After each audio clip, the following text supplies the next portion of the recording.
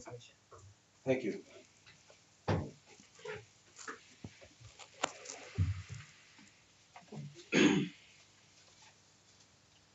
Good morning, Your Honor. May it please you, Your Honor, my name is Kaobe Michel Migatia, and I appear before you on behalf of the defendant, Mr. Billy Connor, to make an application for bail as a general right, amended in Section 4 of the Bail Act 1976. Your Honor, may I proceed with my application? Yes. The accused has been charged with one count of actual bodily harm. Allow me to begin, Your Honor, by reassuring you that the allegation resulting to the charge falls in the lower end of seriousness. My client is alleged to have struck one of the gang members with his fist, with no eyewitnesses actually seeing the hit. And according to the facts, there were no weapons involved. And the statement made by the landlord's evident does not have any relations in regards to the actual of my client actually committing the act. Therefore, the evidence is only circumstantial. I would also like to stress the fact, Your Honor, and I hope you agree with me, that the prosecution has not produced clear evidence to support that there are substantial grounds for not granting my client bail. According to the facts, Your Honor, there are still further inquiries that are still in process, and the prosecution are basically are still waiting for full details of sureties of what actually happened during the act.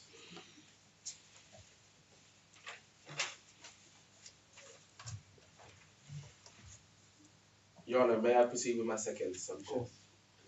I understand that the prosecution intends to oppose the application, believing that there are substantial grounds that the defendant under the Bail Act 1976, Schedule 1, Paragraph 2, suggests that my client, due to his previous conviction, might fail to surrender to custody by absconding, or commit an offense while on bail, or interfere with witnesses.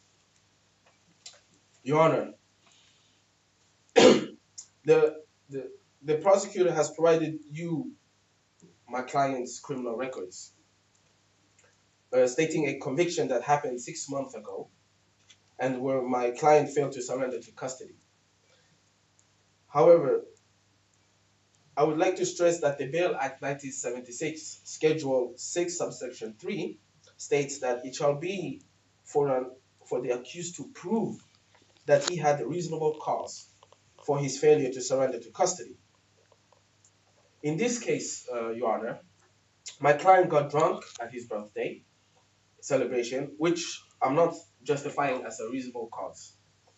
However, I would like to stress the fact that the Bail Act 1976, Section 6, deals with offenses of absconding by a person released on bail, and my client does not have any history of absconding. And therefore, the argument made by the prosecution under those terms are vague because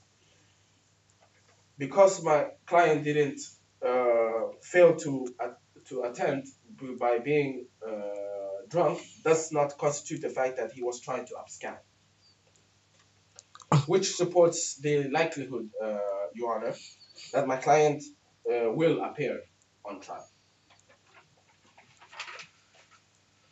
Your Honor, I would also like to stress the fact that my client's previous assault conviction happened for 2 years ago and should be treated as spent. I respectfully invite you, Your Honor, to give a little weight or indeed disregard it completely for the purposes of this application.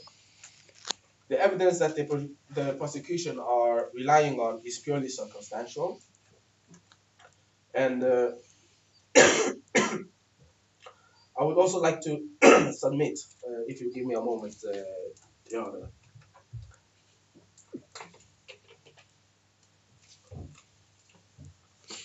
My client has a strong roots in the community. Billy Connor is a young adult who is employed as a machine operator and lives with a very large new housing estate in Birmingham. And according to his parents, Your Honor, my client has found new motivation to work within the engineering trade as an entrepreneurship, as he is now also engaged to a librarian. So, in general terms, Your Honor, concerning my client's personal circumstances, it proves that my client is a young adult who now wants to settle himself and focus on his life. Moreover, he has two younger brothers who he probably set as an example in terms of influencing them in the right way.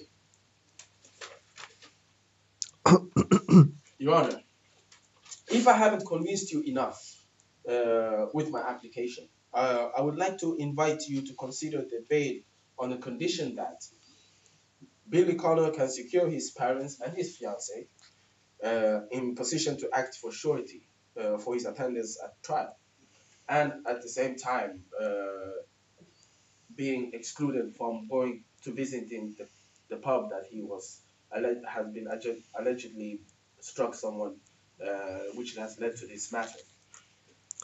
And as I mentioned earlier as well, Your Honor, my client has strong roots in the community, which also indicates that the test under the Bail Act 1976, Schedule 1, Paragraph 2, does not provide any substantial ground for believing that my client will abscond or fail to surrender to custody or reoffend on bail. Now, unless I can clarify any further points, Your Honor, that concludes my application. That's all. Thank you very much. Thank you.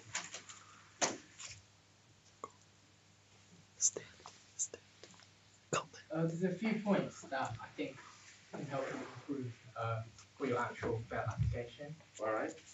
One of the things is that by the time you do your actual bail, hopefully you will rely less on your script. Okay. Also, it would be better if you slightly speak more clearly. More clearly. And that is all. Thank you very much. Thanks.